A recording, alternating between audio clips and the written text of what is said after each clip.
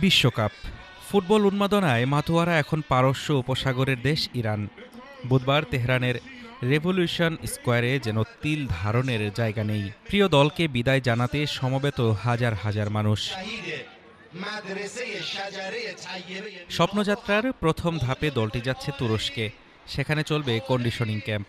এরপর মূল লড়াইয়ের জন্য তাদের পাড়ি জমাতে হবে মার্কিন যুক্তরাষ্ট্রে।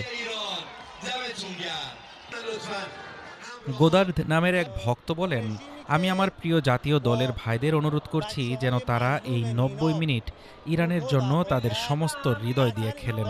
ফলাফল যাই হোক না কেন তা গুরুত্বপূর্ণ নয়, ইরানিরা সবসময়ই বিজয়ী। মাঠের লড়াইয়ের পাশাপাশি সমর্থকদের মনে কাজ করছে দেশপ্রেমের আবেগ। ফুটবলারদের কাছে তাদের প্রত্যাশা শুধু গোল নয়, বরং বিশ্বমঞ্চে দেশের মর্যাদা সমুন্নত রাখা।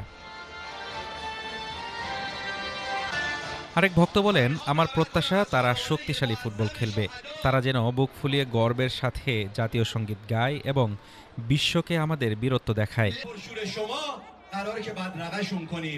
তবে মাঠের বাইরের সমীকরণটা বেশ জটিল। মার্কিন প্রেসিডেন্ট ডোনাল্ড ট্রাম্পের এক সোশ্যাল মিডিয়া পোস্ট ঘিরে তৈরি হয়েছে বিতর্ক। নিরাপত্তার অজুহাতে ইরানের উপস্থিতি নিয়ে প্রশ্ন তুলেছেন তিনি, যার করার জবাব দিয়েছে ইরান ফুটবল ফেডারেশন। সব সংশয় দূর করেছেন ফিফা প্রধান জিয়ান্নি ইনফান্তিনো। স্পষ্ট জানিয়ে দিয়েছেন, সব ম্যাচ হবে মার্কিন যুক্তরাষ্ট্রেই। গ্রুপ জিতে থাকা ইরান তাদের সামর্থ্য প্রমাণে মরিয়া। রাজনীতি আর কূটনীতির লড়াই ছাপিয়ে এখন কেবলই ফুটবলে মনোযোগ ইরানের। তেহরানের এই ভালোবাসা সঙ্গী করেই বিশ্বজয়ের স্বপ্নে বিভোর টিম মেল্লি। হাফিজুর রহমান তুষার, ঢাকা টুডে।